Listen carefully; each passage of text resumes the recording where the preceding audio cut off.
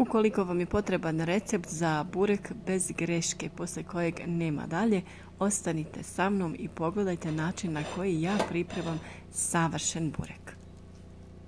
Recept jeste nešto duži, ali zato ćete dobiti potpune upute od početka do kraja kako da to učinite. Evo, vrijeme je da kažemo sastojke. Kao i uvijek, svi koji me pratite znate da imam jedan recept za sva tijesta za pite. Ovdje imam 800 g brašna tip 500. Dodajemo 1 kašiku soli. Izmiješamo.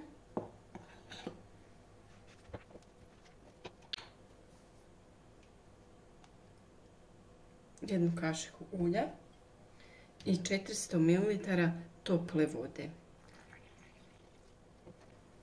Od ovih sastojaka miješamo tijesto.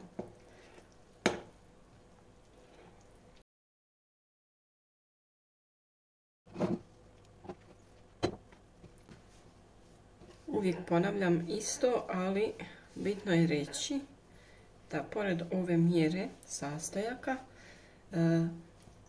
glavno je da bude voda topla, da nije baš ono mlakasta, a da nije ni vruća naravno, nego topla, onako kad stavite ruku da osjetite samo da je malo toplija od vas, jer tada će vam se ljepše ovo tijesto umjestiti, bit će mekano. I bitno je sada kada ste ga izvadili da ga mjesite barem 3 minute, ako imate vremena možete i duže. Također je bitno, što nisam do sad napominjala, da vam u prostoriji nije baš hladno u kojoj radite, nego da je normalna temperatura. I kada premjesimo ovo tijesto, ostavit ćemo ga nekih 20 minuta do pola sata da odmara i bilo bi dobro da ga ostavite na neko toplo mjesto. Znači blizu nekog radijatora ili peći, ovisno šta imate.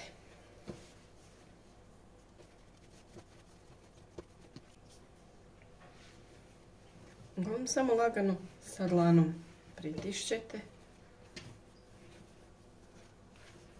Zavrnete ovaj dio i pritisnete unutra. I to je to.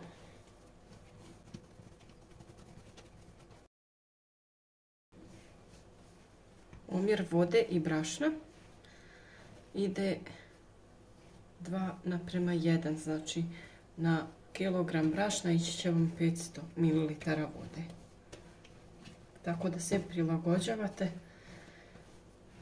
veličinu tijesta. Ukoliko vam treba veća pita, ja uvijek koristim ovu mjeru od 800 g i 400 ml vode, jer mi je to dovoljno za jednu dovoljno veliku pitu.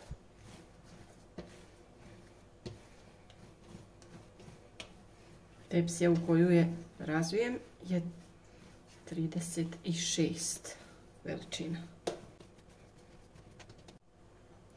Sada ostavljamo tijesto da odmori. Stavimo u posudu 1 kašikicu ulja i samo lagano pouljimo to tijesto i ostavljamo da odmara. Sada, što se tiče mesa, imamo ovdje pola kilograma mljevene junetine u koju dodajemo začine po ukusu. Znači, ovisno o tome koliko šta volite. Ja ne volim evo da je meso masno, pa većinom ovo izvadim, ne previše. Ja tu dodajem jedan crveni luk i nekoliko komada bijelog luka.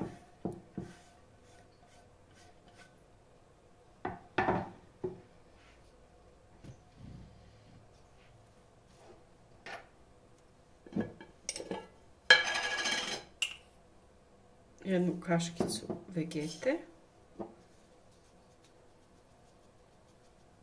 malo soli i bibera. Ja se trudim da luk narežem što sitnije, da se bolje ispeče. A vi ako želite i ako tako volite, možete ovo meso i ovaj luk da izdinstate na tavi. Onako kao da pravite možda bolognese. Ja to nemam običaj raditi. Jer se kod nas inače burek pravi ovako sa ovim svježim mesom, tako reći. Bitno je dobro izmiješati da bude ravnomjerno slano.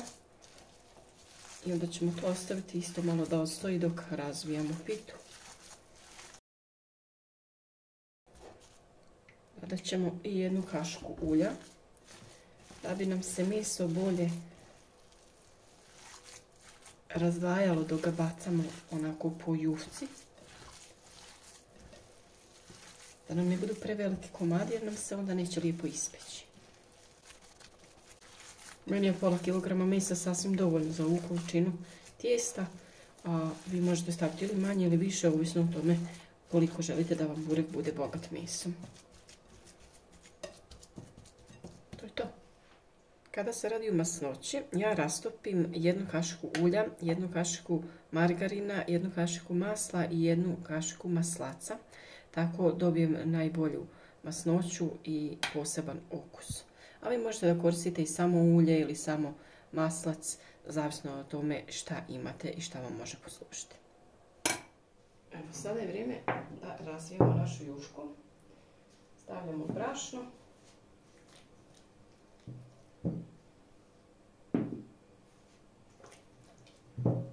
Vidite kako je mekan. Ne treba je sada mijestiti ni ništa, samo je uznemiravati. Najbolje ovako. Evo. To se vidi da je toliko mekano. Samo joj morate dati njeno vrijeme da ona malo odstoji. I moram da kažem da svako ima svoj stil razvlačenja i razvijanja tijesta. Ja sam već nekoliko komentara dobila zašto ja ne razvijam tijesto do kraja sa oklakljom. Nekako mi je jednostavnije razvući ga do određene veličine, namastiti ga i onda ga pustiti da odmori 5 minuta i razvlačiti ga rukama. Tako mi bude tanje i manje su šanse da nešto krene po krivu i da se tijesto zalijepi kada ga ovako rolate. Morate stavljati puno brašna, a za ovaj recept nije potrebno previše brašna. I često vam se može desiti da se ovdje tijesto zalijepi. Jer što više brašna dodajemo, to nam je tijesto žilavije i teže se razvlači. Evo. I zato ja, da bi izbjegla preveliku količinu brašna, razvijem juhku na određenu veličinu i onda je dalje razvlačim sa rukama jer je toliko jednostavnije. Naravno, svako ima svoju tehniku i svako to radi na svoj način. Ja sam samo htjela podijeliti s vama način koji je meni najjednostavniji i najviše uspješan.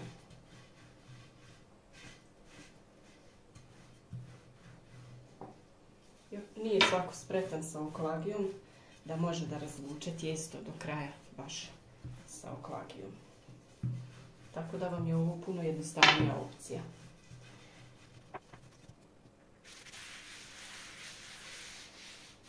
Koliko želite sa oklagijom da ga razvlačite, stavite brašno da vam se ne zalijepi i samo lagano ovako sa rukama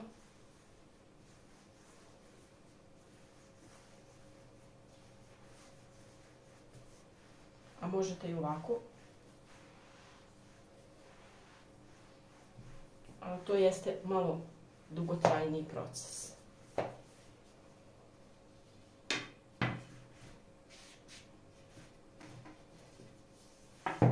Jer vam više treba da bi razvukli tijesto.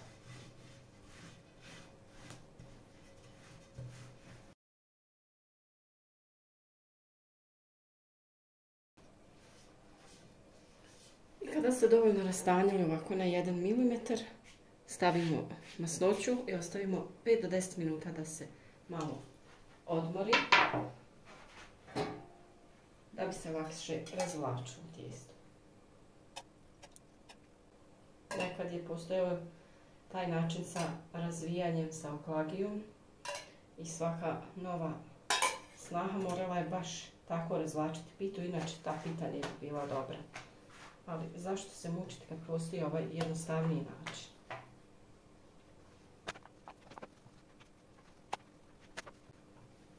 Sada ostavljamo da malo odmori i idemo sa razvlačenjem. A jedan dodatni savjet za sve vas koji se bojite da će vam juška puknuti ako je budete ovako presavijali, slobodno uzmite ovu četkicu i razmažite masnoću da bude sva juška prekrivena. Sada je vrijeme da upalite svoju rernu ili pećnicu na 200 stepeni da se ugrije dok mi razvučemo ovo tijesto. I idemo lagano sa razvlačenjem. Samo dlanovi ispod jufke.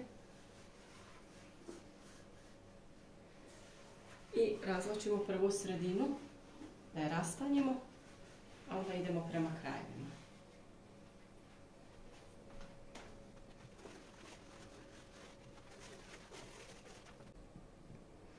Kod razvlačenja jufke veliku ulogu igra i vrsta brašna. Tako da je dobro da kupite možda manje pakovanje nekog brašna i isprobate da vidite koliko dobro se ono razvlači. Ja sam odabrala jednu vrstu i ta mi najbolje odgovara i uvijek nju kupujem i s njom pravim jufke.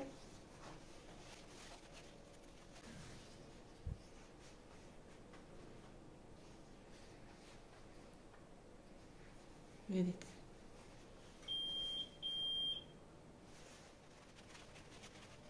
Kada se radi o ovim rubovima, razvlačite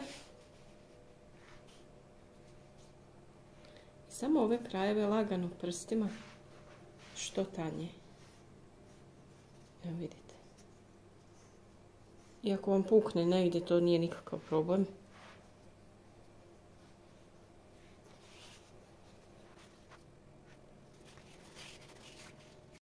Sada kada smo svo tijesto razvukli, samo ćemo malo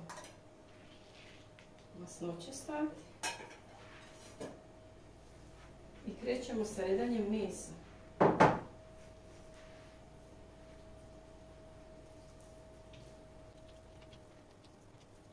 Samo ga stavite da ga ima svukud u cijeloj površini i što sitnije da su vam ovi komadići, da bi se finije ispeklo.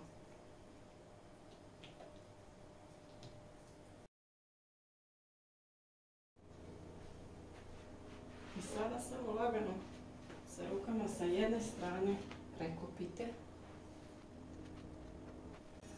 Ponovo stavimo samo malo masnoće, ne želimo da bude premasno. I ponovo stavljamo meso. Sada to isto ponovimo sa druge strane.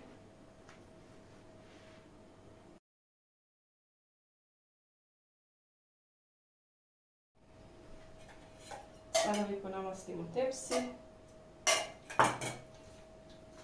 i prebacujemo naš burek. Recept za suho tijesto koje se suši imate na kanalu, a tada sam pravila zeljanicu, pa možete pogledati ukoliko vas zanima tako nešto.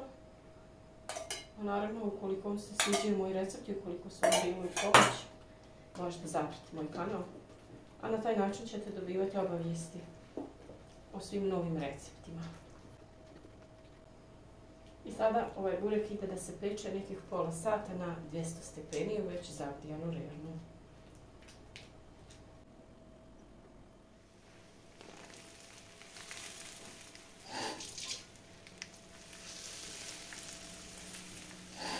Odmah kada izvadim burek, pospijem ga mlakom vodom da bi on malo otpustio. I prekrijem ga tacom tako da ne bi bio previše tvrd. Evo, burek je gotov, preostaje samo da ga još serviramo na tanjir i uz njega da poslužimo jednu čašu jogurta. barem tako mi to volimo jesti. Ja se nadam da je ovaj recept uspješno objašnjen. Ja sam se potrudila da baš korak po korak objasnim kako ja to radim i nadam se da vam se sviđa, da ćete isprobati ovaj način pravljenja bureka. Lijepo se vidi da je burek bogat sa mesom, da je slojevit, baš onako kako treba da izgleda. Miris je stvarno nešto posebno i vjerovatno će vam biti vrlo drago kada isprobate i vidite da i vi možete da napravite jednu lijepu pitu. Naravno, ovu jušku možete da iskoristite za bilo koju vrstu punjenja. Možete da stavljate sir, krompir, možete da koristite neke gljive. Stvarno izbor je velik, a jufka je uvijek ista i način pripreme također je jednak. Za kraj vam želim uspjeh u radu i dobar tek.